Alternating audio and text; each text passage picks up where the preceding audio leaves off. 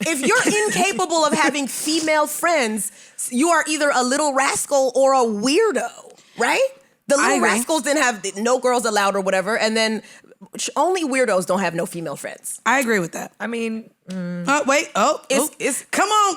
Play. Come on, Bridget. Because we know that we hold everyone accountable here, and we do love to be toxic and play devil's advocate. Ooh, okay. So I would love to hear if she believes that they're little rascals and that they weirdos and that they're What are your thoughts on this? Do you genuinely believe that this is actually true? You think men want to bang all the women in their lives? I think that is true for hoes. I think that this is true for men who are hoes, men who naturally are not, for whatever reason, capable of self-control. What is that? I don't think... what is self-control? That's incapable. How are you incapable of self-control? A lot of people are incapable of self-control. You just a predator rapist out here? You don't have to be incapable. Okay, of? but there's a huge gap between being predatory and being attracted to a lot of women. It's agreed. You can't. Yeah, but it's everybody who's a hoe is not predatory. Like men who love women and love the attention.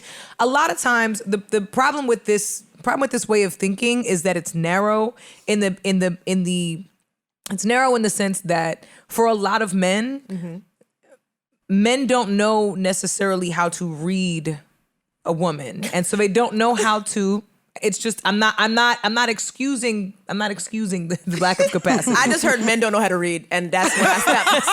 I said they can't read. They be like, I think I can. Salacious, but look at you sounding like Mayweather over salacious. there. All right, and then we're salacious. So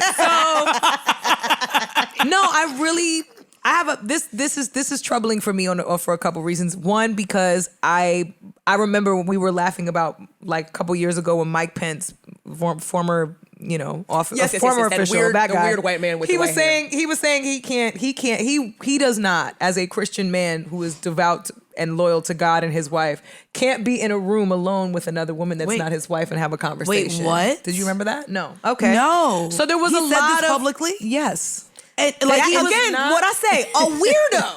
He's a weirdo. The difference is, as a woman, right? I have a lot of male friends. Me too. I have a lot of male friends. I have a lot of male friends who, even when I've been single, have never tried it. You know what? I'll be honest with you though. I have a lot of male friends that maybe started off like clearly they were flirting, and I was like, I'm gonna push the goddamn brakes right there because you're not my type. I'm not interested.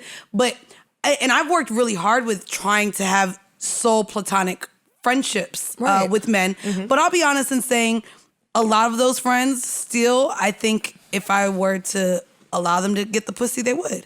And so I see where he's saying, like, bitch, they wouldn't say no. If you give him pussy away, they wouldn't say no. We're friends. Let's not cross that line. A lot of men would cross that line. I have a couple friends I believe would say that to me. They'll be like, oh no, I saw what you look like in that bathing suit this weekend. I don't know if they would just say no to you, sis. Them things was stanging? Them things was stanging in that bitch. I was on her close friends, so maybe y'all didn't get to see you it. was zooming in. I screenshotted it. I was like, "Ooh, wait, this is my co-host." Like, oh, let me tell her what the fuck I saw. Flame emojis. No, but I say that to say though, I want to ask you, like, realistically, whether they flirted with you, didn't flirt with you. Yes, you became friends.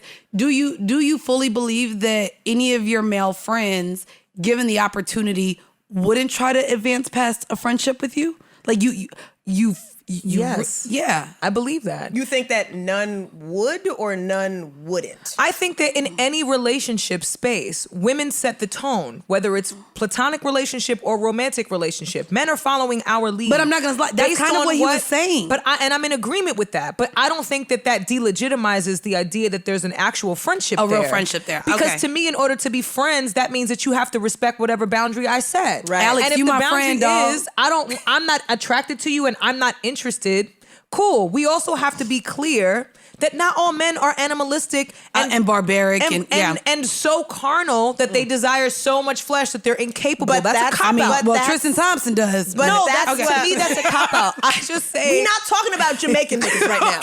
We're talking about Steve Harvey. We're not going to slander all the Jamaicans because my man is Jamaican. Oh, we're not. Whoops. Okay. And some of them know how to say no to the candy lady. Not my daddy.